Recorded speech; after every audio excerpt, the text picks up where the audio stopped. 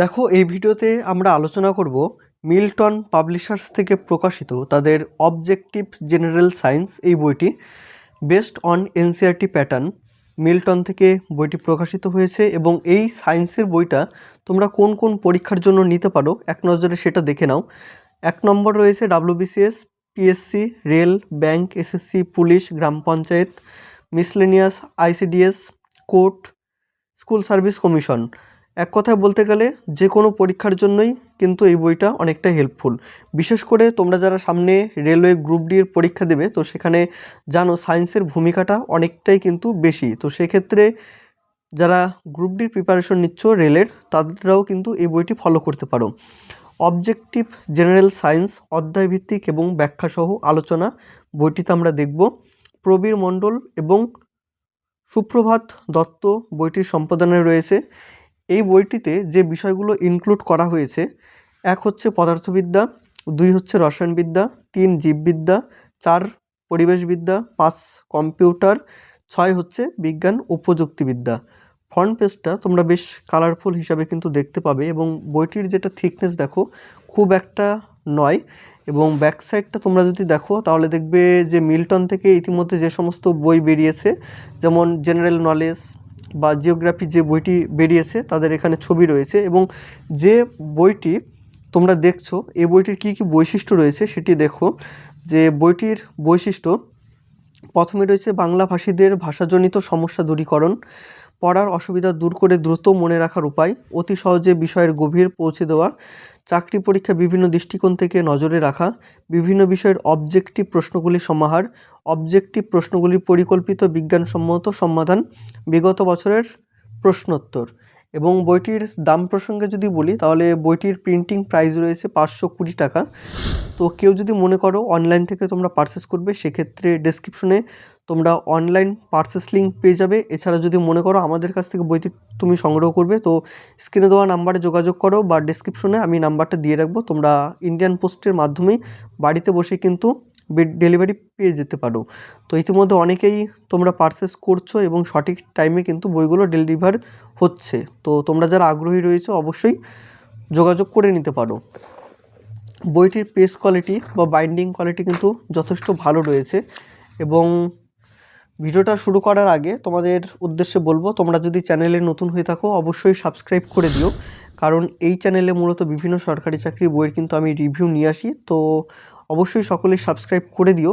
এবং যদি মনে করো যে আমাদের টেলিগ্রাম গ্রুপে জয়েন হবে, তো সেক্ষেত্রে ডেসক্রিপশন বক্সে তোমরা কিন্তু টেলিগ্রাম গ্রুপের লিঙ্ক পেয়ে যাবে। তো সেখান থেকে তোমরা জয়েন হয়ে যেও এবং ভিডিওটা যদি ভালো লেগে থাকে অবশ্যই একটি লাইক করে দিও।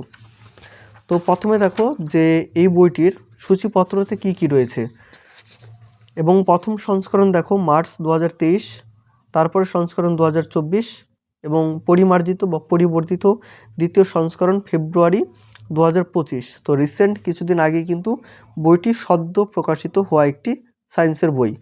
এবং মূল্য আমি প্রথমেই উল্লেখ করেছি 520 টাকা দাম রয়েছে।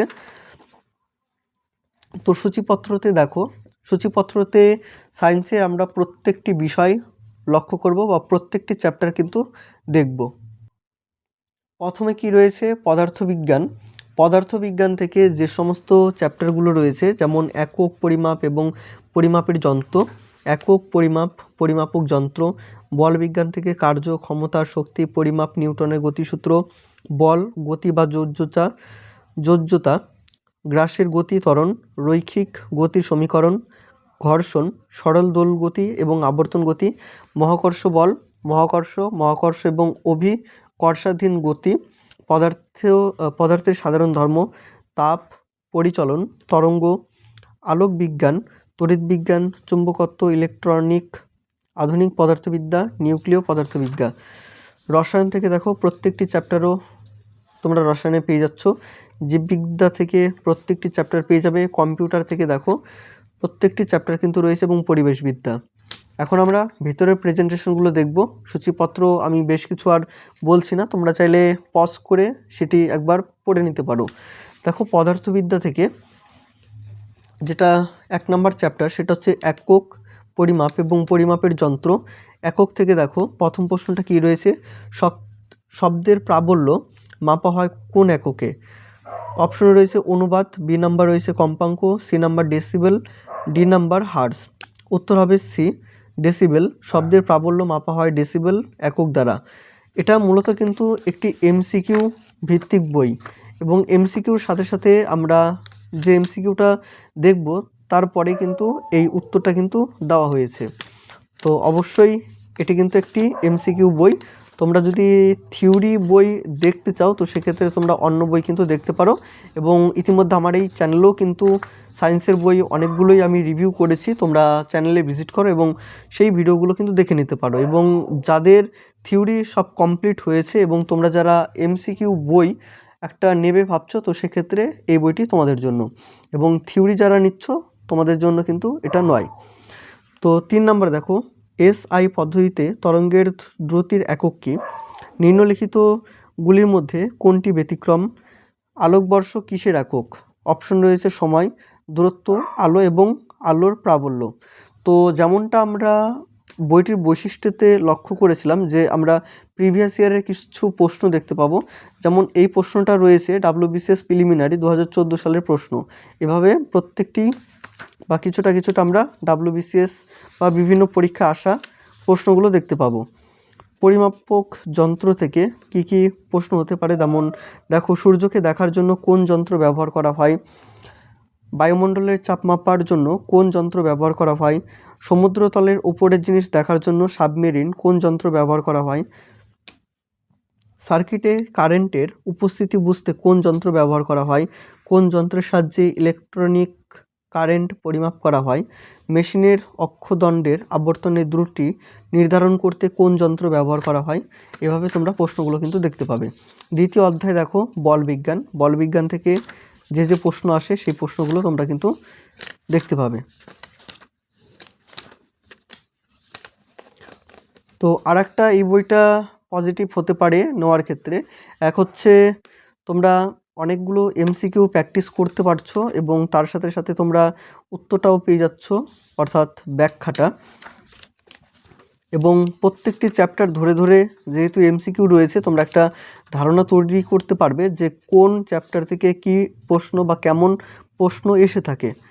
দেখো সরল এবং দোলগতি, আবর্তন গতি, এই চ্যাপ্টার থেকে যতগুলো প্রশ্ন হতে পারে ঠিক ততটাই কিন্তু প্রশ্ন রয়েছে, এবং এই প্রশ্নটা দেখো WBCS প্রিলিমিনারি 2004 সালে আসা একটি প্রশ্ন।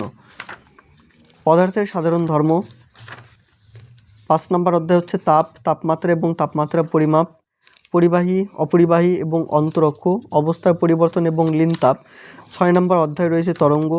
তরঙ্গ থেকে প্রত্যেকটি প্রশ্ন দেখতে পাবো। 7 নম্বর অধ্যায় হচ্ছে শব্দবিজ্ঞান, শব্দের গতিবেগ দেখো।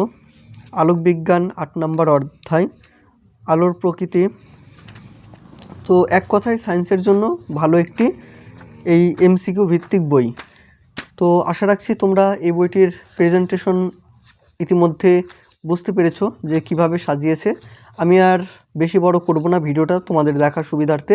তোমাদের কিছুটি মতামত থেকে থাকে বইটি সম্পর্কে বা কিছুটি জানার থাকে, তোমরা অবশ্যই নির্দ্বিধায় জানাতে পারো, এবং পরবর্তীতে তোমরা কোন ভিডিওটা দেখতে চাচ্ছ অবশ্যই কমেন্টের মাধ্যমে সেটিও জানিও।